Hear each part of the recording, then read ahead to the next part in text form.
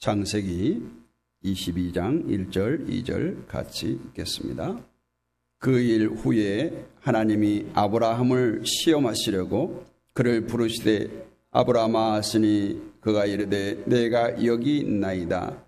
여호와께서 이르시되 내 아들 내 사랑하는 독자 이삭을 데리고 모리아 땅으로 가서 내가 내게 일러준 한 산 거기서 그를 번제로 드리라.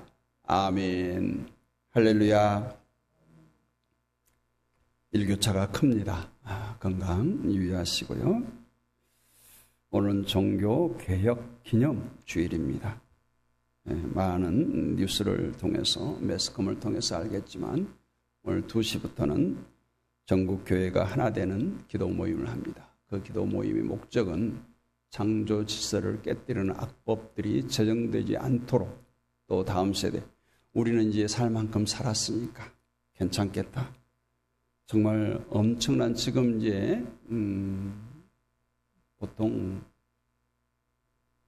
차별금지법 성소수자들이라고 하는데, 물론 그들이 존중되어야 되지만 창조 질서를 깨뜨리는 이러한 법들이 제정되어서는 안 됩니다. 이미 우리 건강보험이 이렇게 남남 여여 커플이 혜택을 받도록 이미 통과돼 버렸어요. 이것들이 하나하나 제정되어지면 이제 아들 며느리가 들어오고 딸 사이가 들어오는 이런 엄청난 일들, 교회에서 말씀을 마음대로 선포하지 못하는 그러한 일들이 불보듯 뻔한 것이기 때문에 우리가 현장에 가든 또 우리가 있는 곳에서 마음을 모으든 우리가 기도하는 마음으로 오늘을 보냈으면 좋겠습니다. 세상이 모르는 최고의 축복. 제목 좋죠? 세상이 모르는 최고의 축복이 뭘까요? 오늘 1절 말씀 보면 그 일 후에 이제 하나님께서 아브라함을 시험코자 아들 독자를 제물로 드리라고 하는 이 명령이죠. 그 일이 무슨 일이냐면 아브라함이 이제 하갈과 이스마엘을 내쫓은 후에예요. 자꾸 이제 이삭을 낳은 후에 이제 이삭과 이스마엘 또 사라와 하갈이 자꾸 다투니까 이제 사라가 아브라함에게 부탁하고 간구해서 이제 아브라함이 먹을 것을 챙겨서 광야로 내쫓은 그 사건 후에 이것이 됩니다. 아브라함이 모리아 산에서 사랑하는 독자 이삭을 번제로 드리라는 이 하나님의 명령, 우리는 너무너무 잘 알고 이 순종한 사건은 많은 영적인 의미를 내포하고 있습니다. 아무래도 대부분 우리 크리스찬들은 제일 먼저 하나님께 가장 귀한 것을 바치면 축복을 받는다. 그래서 온전히 바치라, 순종하라, 이런 설교를 듣고 이해를 해왔습니다. 누구나 쉽게 분별할 수 있는 의미는 바로 하나님께서 원하는 바, 왜 하나님께서 굳이 말년에 독자 이삭을 주셨고 그 이삭을 다시 제물로 드리라는가? 흔히 말하면 우리를 축복해 놓고 그것을 다시 내놓으라는 거예요. 이것은 많은 이들이 지나쳐버리는 더 깊은 의미가 있습니다. 단순히 소중한 것, 아끼는 것, 귀한 것을 바치라는 의미를 넘어서는 더 깊은 뜻이 있다는 거예요. 여러분, 이삭이 누굽니까? 이삭은 하나님의 약속된 씨예요. 하나님께서 분명히 내 태에서 난 자를 통해서 내 후손이 하늘의 별과 같이 바다의 모래와 같이 많아질 것이다. 그런데 그 약속을 받았는데 25년이 넘도록 전혀 사례의 태중에 태기가 없는 거예요. 그러던 중에 이제 믿음으로 25년을 기다린 후에 얻은 사례가 90세, 아브라함이 100세 된 때, 정말 인간의 힘으로는 도저히 더 이상 기대할 수 없는 그때에 얻은 이삭. 그의 평생 걸쳐서 하나님께 받은 축복 중에 축복인 가장 좋은 것, 가장 귀한 것, 만약에 아브라함에게 너에게 가장 큰 복이 무엇이냐 하면은 이삭을 얻은 것이라고 대답할 수 있겠죠. 하나님은 바로 그런 이삭을 지금 번제로 바치라고 해요. 그냥 제사장으로 바치라, 하나님의 종으로 바치라 이 정도가 아니라 지금 내가 지명한 그 산까지 가서 산꼭대기에 올라가서 각을 떠서 제물로 드리라는 거예요. 정말 당신 앞에서 죽여서 불에 태우라는 이 하나님의 요구. 여러분 어떻게 생각됩니까? 실감나게 설명하면 예수 믿고 나서 엄청난 축복을 받았어요. 재물의 축복도 받고 자녀들의 축복도 받았어요. 그런데 구원받은 그 한 가지만 빼놓고 전부 다 내놓아라. 전부 다 바치라는 거예요. 하나님은 지금 우리들의 기도에 응답을 해 주셨다가 그것을 다시 회수해 가겠다는 셈이 오늘 아브라함에게 요구하는 겁니다. 그럴 때 우리는 어떤 말 하겠어요? 그럴 거면 다시 빼앗아 갈 거면 주지나 말지, 베풀어 주지나 말지, 왜 주었다가 다시 빼앗아 가느냐고 우리는 하나님을 원망할 겁니다. 우리들이 새벽 기도 때마다 부르짖는 기도가 있어요. 하나님 우리를 믿게 해주시고 구원받은 백성 되게 해주심을 감사합니다. 이러한 믿음이 이렇게 성숙해 해주고 우리들의 가정을 축복하시고 우리들의 자녀를 축복해 주심을 감사합니다. 그런데 이 모든 것을 다시 내놓으라니요. 이게 웬 말입니까? 이렇게 기도하지 않겠어요? 또는 아무리 열심히 기도해도 나아지기는커녕 더욱더 심해져가는 고통, 가난, 질고, 이것은 또 웬 까닭입니까? 정말로 나를 버리십니까? 나를 말라 비틀어지도록 내버려 두십니까? 이러한 부르짖음을 우리가 간구하지 않겠습니까? 이런 기도 한 번씩 안 해보셨나요? 너무나 말이 안 되는 그런 상황들이 있죠. 우리가 신앙생활을 잘합니다. 크게 잘못한 일도 없어요. 아니, 영적으로 충만할 때에 청천벽력과 같은 그런 환란이 다가옵니다. 아무런 사전에 징조나 경고도 없어요. 그냥 큰 고난 가운데 떠밀어 넣으시고 사방에 문고리를 다 잠궈 가두어 버립니다. 위에서 내려오는 작은 불빛 하나만 비춥니다. 그래서 하늘을 향해서 빨리 이 고난에서, 이 어둠 속에서 구출해달라고, 구원해달라고 울부짖어 봅니다. 그런데 계속 감감무소식이에요. 문이 열리지 않습니다. 나아질 기미가 보이지 않습니다. 그 벽은 점점 나를 옥죄해 옵니다. 군대 가면 이제 화생방 훈련이 있어요.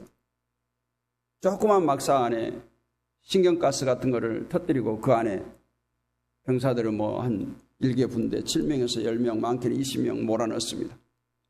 저거들이 밖에서 문을 안 열어줘요. 튀어나갈 수가 없어요. 콧물, 눈물 다 쏟으면서. 우리들의 어떤 영적인 삶이 그러한 어둠 속에, 그러한 고난 속에 갇혀 있는데 전혀 탈출구가 보이지 않는다는 거예요. 물론 우리의 잘못으로, 우리의 죄악으로 인해서 받는 고초는 당연히 받아야 되겠지만 오늘 아브라함의 경우는 하나님께서 일찍이 믿음의 조상으로 선택하셨고 본토 친척 아비집을 떠나게 하셨어요. 또한 예수님의 조상으로 세우기 위해서 아브라함을 사용하십니다. 그렇기 때문에 우리는 이미 되어진 과거에 기록되어진 일을 보고 그래, 하나님은 이삭을 죽일 이유가 없지. 왜? 그 후손으로부터 예수님이 태어나야 되니까 우리는 알고 보는 거예요. 그러나 지금 아브라함에게서는 그것이 아니에요. 아브라함뿐 아니에요. 욥도 마찬가지예요. 자신이 가졌던 모든 것을 하나님께서 베푸셨던 축복을 다 깡그리 빼앗깁니다. 그러나 완전한 항복을 선언하고 노년에 갑절의 축복을 받습니다. 그러나 우리에게는 고통이 끝없이 더 강하게 갑절의 축복도 없이 생을 마감한 경우도 많습니다. 우리에게 어떤 믿음의 아무 하자가 없는데도 그렇습니다. 예수 믿기 전에 가졌던 것을, 예수 믿기 전에 누렸던 것을 다 앗아간다면 이해가 되겠지. 그럼 우리가 신앙생활하면서 정말 믿음으로 살아서 하나님의 놀라운 은혜를 받았는데, 축복을 받았는데 그것들을 다 빼앗아갑니다. 여러분 어떤 생각이 들겠습니까? 하나님은 다 베풀어 놓고 다시 빼앗아가는 그런 심술쟁이 하나님입니까? 당신 기분대로 막 하는 그런 개구쟁이 하나님입니까?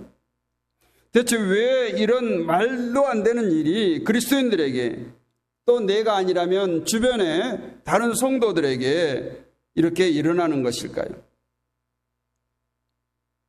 내가 예수 믿고 정말 예수님을 이용해서 형통하겠다는 그 불순한 의도도 추호도 없는데, 거기다가 주님의 사랑으로 물질과 기도와 말씀을 통해서 또 불쌍한 이웃을 열심히 섬기는데, 오늘 당신께서 주신 최고의 상급마저 다 내려놓으라고 하신다면 과연 무슨 뜻일까요? 여기서 제일 먼저 쉽게 떠오르는 것은 어떤 생각이 듭니까? 하나님께서 주신 상급도 하나님보다 더 위에 둘 수 없다라는 거예요. 그래서 당신이 주시는 상급만 기대하기보다는 늘 하나님은 그 상급에, 그 축복에, 그 선물에 눈 돌리지 말고 계속해서 하나님만 바라보라는 거예요. 쉽게 말하면 기도도 현실적, 정신적, 영적 문제에 응답받는 것이 최종 목적이 아니라 그분과의 깊은 교제가 우선이라는 거예요. 하나님과의 관계가 우선이라는 거예요. 그러나 이는 우리 모두 몸에 완전히 배어있지 않다 뿐이지 이미 익히 들어서 알고는 있습니다. 또 그렇게 하려고, 그렇게 살려고 열심히 노력하죠.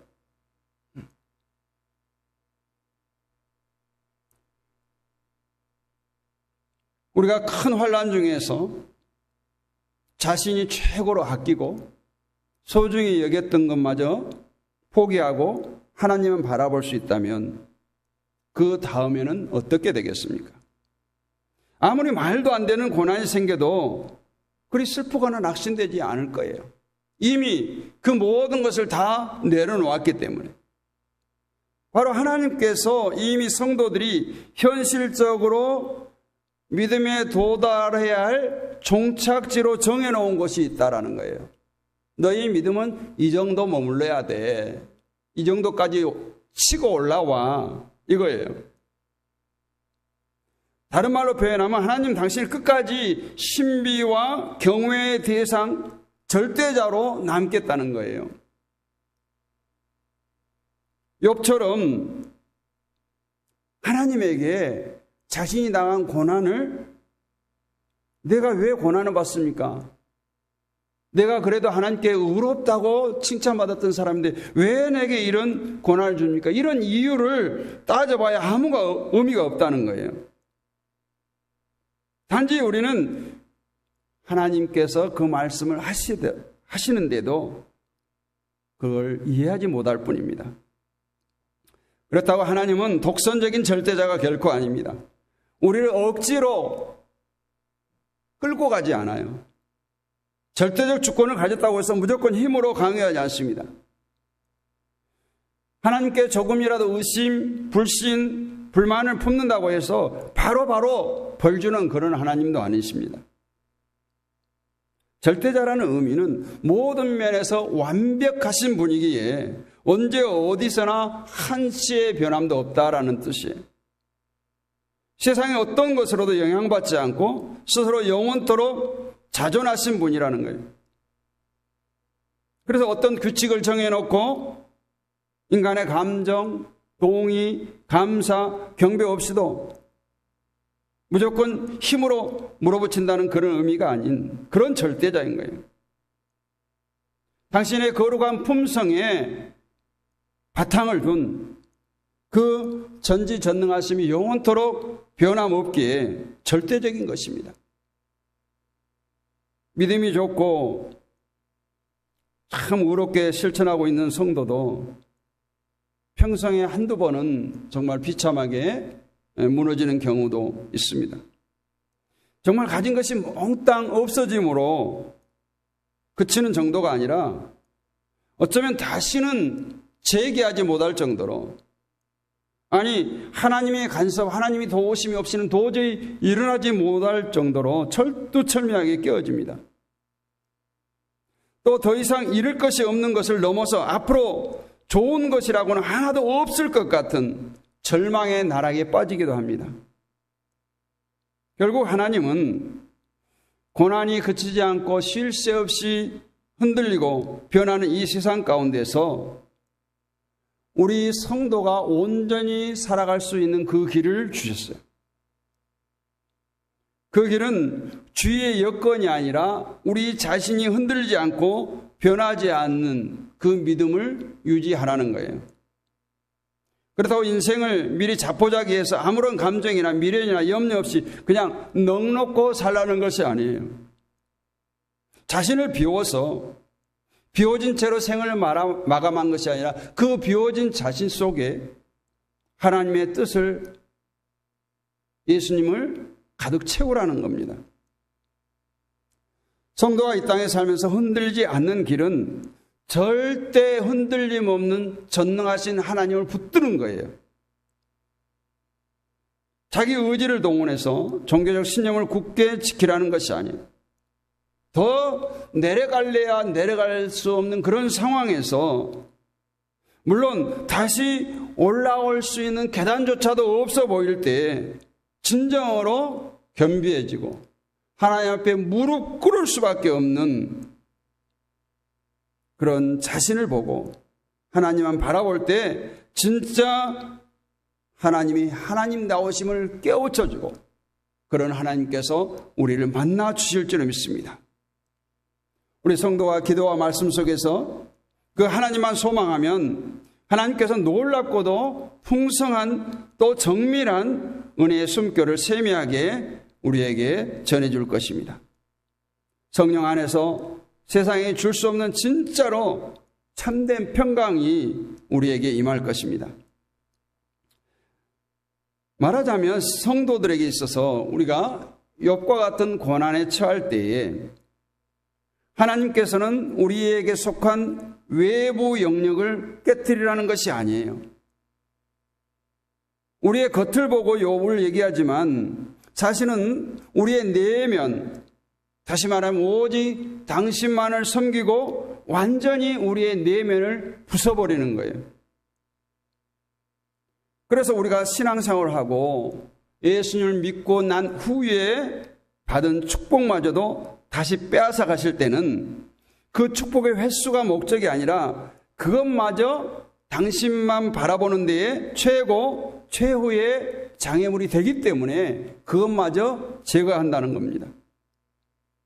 하나님은 성도가 언제 어디서 무슨 일을 하든지 완전히 발가벗은 상태에서 우리와 1대1로 만나기를 원하십니다. 왜냐하면 당신부터 완전히 발가벗고 우리를 1대1로 상대하십니다. 하나님께서 벌거벗었다는 것은 불경스러운 표현이 아니라 우리에게 아무것도 감춤 없이 드러내신다는 거예요. 태초부터 영혼까지 그냥 그분은 그분이에요. 감춘다, 벗는다, 이 표현조차 그 전능하신 하나님께 전혀 타당하지 않지만 우리들의 수준에 맞춰서 볼 때 벌거벗고 우리에게 다가오신다는 거예요. 쉽게 말하면 하나님과 우리 성도들 사이에 그 어떤 것도 거추장스러운 것이 있어서는 안 된다는 겁니다. 하나님은 벌거벗은 모습으로 우리에 찾아오셨는데 우리가 뭔가를 감추려고 하고 우리가 죄와 허물을 감추려고 하고 우리가 잘 보이려고 뭔가를 가린다고 할 때 하나님께서 기뻐하시지 않는데 우리가 기도와 말씀 외에는 아무것도 우리에게 요구하지 않는다는 거예요. 그래서 하나님은 하나님다우심을 우리들을 통해서 온전하게 알려주시기 위함이니, 그래서 하늘에 속한 모든 것을 주시기 위해서 우리에게 다가오십니다. 벌거벗은 모습. 다시 말하면 하나님은 그대로 우리에게 나타내신다는 거예요.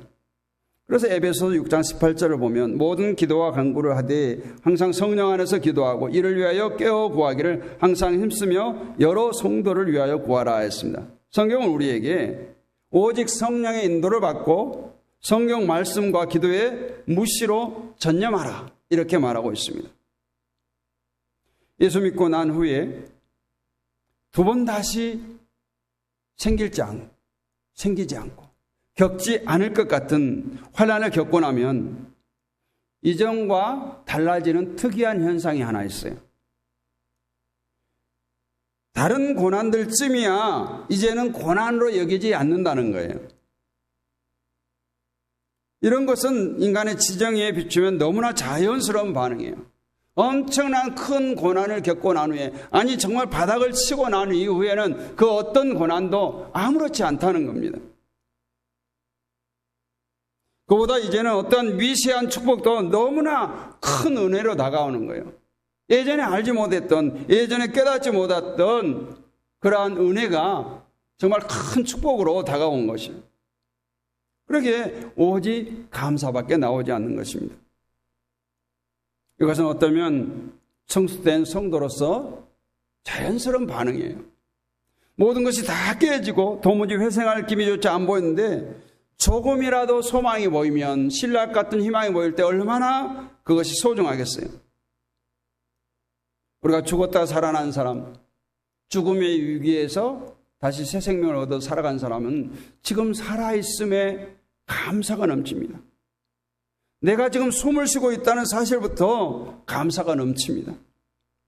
마찬가지로 절망의 맨 밑바닥에 떨어진 이후부터 비록 우리에게 여전히 고난이 있지만, 또 그 고난이 떠나질 않지만 주님이 주신 어떤 작은 은혜라도 우리가 저절로 찬양과 감사가 우러나오게 될 줄로 믿습니다.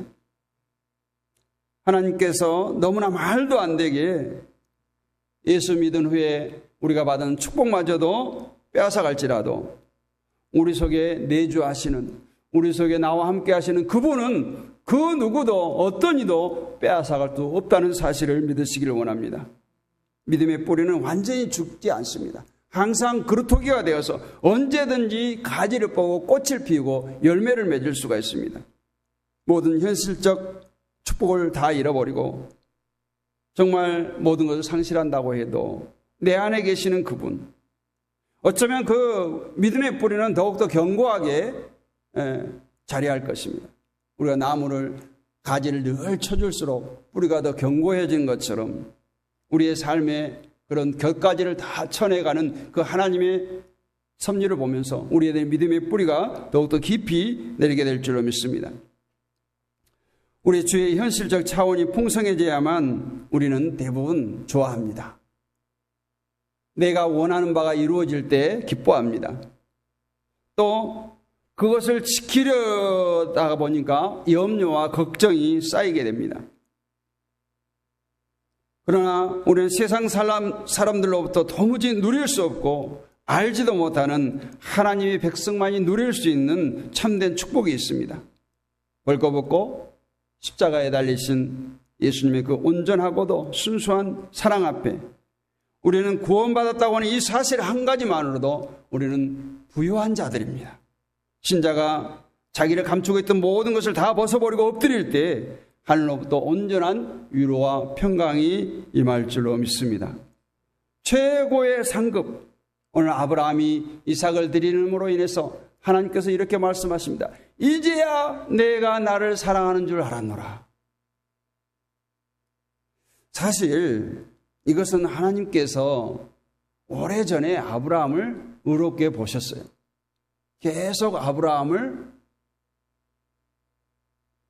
간섭을 했죠. 아브라함의 모든 생일 가운데 하나님께서 함께 하셨어요. 근데 그 마지막에 내가 100살 때 준 그 아들 이삭을 제물로 드리라고 했을 때 칼을 뽑아서 이삭을 치려고 할 때 아브라함아 아브라함아 큰 소리로 부릅니다.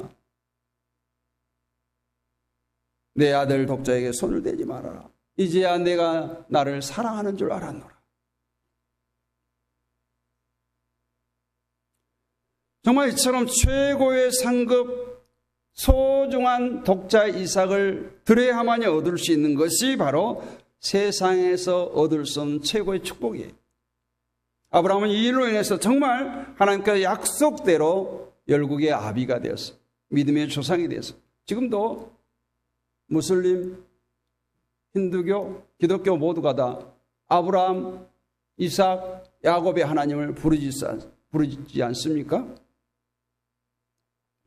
오늘 2절 말씀을 다시 보면 하나님께서 분명히 말씀하죠. 내 아들 내 사랑하는 독자 이삭을 데리고 모리아 땅으로 가서 내가 내게 일러준 한 산 거기서 그를 번제로 드리라. 하나님께서 안다는 거예요. 너가 그 독자 이삭 사랑하는 줄 알아. 사랑하기 때문에 그 사랑하는 마음까지도 내게 바치라는 거예요. 그리고 아무데나 제사드리지 않고 한 산, 영어 성경은 the mountain이라고 되어 있죠. 아무 데서나 예배하지 말라. 아무 데서 제사하지 말라는 거예요. 내가 원하는 곳, 내가 원하는 방법대로 드리라는 거예요. 아브라함은 그대로 순종했어요. 왜요? 라고 하는 의문보호는 전혀 아브라함에게 없었습니다. 오늘 우리 아브라함의 믿음을 보면서 우리도 아브라함처럼 순종해서 복받읍시다. 이것이 아니에요. 하나님과의 교제, 하나님과의 관계 회복입니다. 정말 우리가 세상에서 흔들리지 말아야 될 것은 세상의 어떤 이념이나 종교나 사상이나 정치 철학들이 우리를 흔들려고 할지라도 우리가 전능하신 하나님을 굳게 붙들어야 할 것은 우리가 흔들릴 수밖에 없는 존재이기 때문에 흔들리지 않는 그 하나님을 붙잡아야 된다는 얘기입니다. 우리는 모든 것이 하나님께로부터 왔고 우리의 생명조차도 하나님의 것, 내 것이 아니에요. 우리 자녀들 내 것이 아니에요.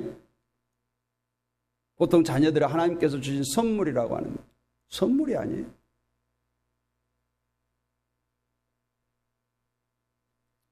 그러면 오늘 아브라함을 향한 이 하나님의 마음을 신학적인 우리가 의미로 상징적으로 본다면 잘 아시겠지만 그 산, 모리아 산은 예수님이 십자가에 달리신 골고다의 언덕이고 또 하나님께서 이삭 대신에 어린 양을 제물로 예비해 놓으심으로써 예수님께서 대속의 제물이 되심을 예시한 것입니다. 우리는 그 예수를 믿고 구원받은 저와 여러분을 향한 하나님의 요구는 무엇일까요? 아브라함에게 사랑하는 독자 이삭을 제물로 바치라 하신 그 하나님께서 요구하시는 그 어떤 명령도 여러분 순종하시겠습니까? 아브라함에 향했던 시선이 오늘 저와 여러분에게 향하고 있습니다. 하나님께 고운터를 박힌 아브라함의 순종의 믿음을 보면서 이제야 내가 나를 사랑하는 줄 아노라, 이러한 하나님의 음성이 저와 여러분에게도 들려지기를 원합니다.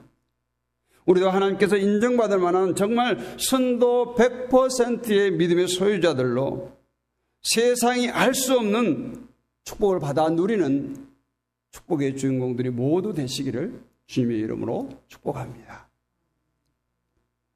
이 시간 우리 한번 통성으로 기도하겠습니다. 아브라함과 같은 순종의 믿음을 주옵소서. 특별히 종교개혁, 사회개혁, 국가개혁을 이루게 하시고 정말 창조 질서를 깨뜨리는 평등법, 차별금지법과 같은 그런 악법들이 제정되지 않게 하옵소서. 또 2시부터 거행되는 온 국민이 하나 되는, 온 성도가 하나 되는 이 기도의 가운데 안전사고 나지 않고 정말 정치적 세력이 개입되지 않고 순수한 복음의 열정으로 집회가 끝나게 해달라고 우리 주여 한번 크게 부르짖고 기도하겠습니다. 주여! 아버지 아버지 아버지 아버지 아버지 아버지 아버지 일찍이 아버지 하나님께서 타락한 종교들, 타락한 종교 가운데 아버지 개혁자들이 일어났던 것처럼 이 땅에 다시금 교회가 일어나기를 원합니다. 아버지 믿음의 사람들이 일어나기를 원합니다. 아버지 사회개혁, 국가개혁, 종교개혁을 통해서 일어났던 것처럼 이 나라 이 땅이 새로워지기를 원합니다. 창조주 하나님의 말씀 앞에 굴복하기를 원합니다. 무엇보다도 아버지 하나님 창조주를 깨뜨리는 여자가 남자가 되고 남자가 여자가 되는 이런 아버지 하나님 평등법, 차별금지법이 제정되지 않게 하여 주옵소서. 지금도 국회에 계류 중인 그 악법들이 완전히 폐기되어지게 하여 주옵소서. 오늘 오후 2시부터 열리는 시청과 광화문 일대에서 열리는 전국민 아버지 하나님께서 우리 성도들이 모이는 집회 가운데 함께 하시고 아버지께서 많은 사람들이 모이는 그곳에 어떠한 악한 세력들이 개입하지 않게 하시고 방해하는 세력들이 없게 하시고 아버지는 안전사고 나지 않도록 지켜주시며 오늘 또 부르짖는 성도들의 그 기도를 주여 들으시고 아버지는 세상이 주목하게 하시고 아버지는 정치권이 주목하게 하시고 이러한 악법이 왜 제정되지 않냐 되는지 아버지는 사회질서가 깨뜨려지고 아버지는 인간의 아버지는 존중함이 인권이 깨뜨려지는 이 모든 현실 앞에 아버지 하면서 저들로 목도하게 하여 주옵시고 아버지 우리 성도들 안전을 지켜주시고 건강을 지켜주시고 모든 것이 아버지 하면서 순탄하게 이루어질 수 있도록 주여 은혜를 베풀어 주옵소서. 이 기도의 가운데 함께 하시고 아버지 진행하는 진행부 가운데 함께 하시며 아버지 오가는 먼 곳에서 오가는 모여드는 아버지 하면서 발걸음들을 주님께서 함께 하시고 주여 동행하시고 성황리의 은혜 가운데 아버지 끝날 수 있도록 성령께서 강권적으로 붙들어 주시고 역사하여 주옵소서. 오 주님 감사합니다. 붙들어 주시옵소서. 걸어가신 하나님 감사합니다. 일찍이 교회가 타락할 때에 종교개혁자들이 일어서서 교회를 개혁하고 사회를 개혁했던 것처럼 오늘 종교개혁주의를 맞아서 아버지 하나님께서 광화문과 시청 일대에서 200만 성도가 모이기를 힘쓰고 이제까지 준비하며 달려왔습니다. 아버지 하나님께서 창조 질서를 깨뜨리는 어떠한 악법도 제정되지 않게 하여 주옵소서. 아버지 하나님께서 우리 다음 세대가 정말 아버지 하나님 불쌍한 아버지 하나님 그런 다음 세대가 되지 않게 하시고 아버지 하나님의 가치관, 성경적 가치관을 갖는 다음 세대가 세워지기를 간절히 갈망하는 마음을 갖고 오늘 또 모임을 합니다. 아버지 그곳에 달려오는 모든 성도들의 발걸음을 붙들어 주옵시고 안전사고 나지 않도록 붙들어 주시고 어떠한 악한 세력들도 방해하지 못하게 하시고 정치적 세력도 개입지 못하게 하시고 순수한 아버지 하나님께서 성경적 가치관을 가진 말씀의 반석 위에 굳게 세워져가는 이 나라가 되게 하여 주시옵소서. 믿사옵고 우리 주 예수 그리스도의 이름으로 감사하고 기도하옵나이다. 아멘.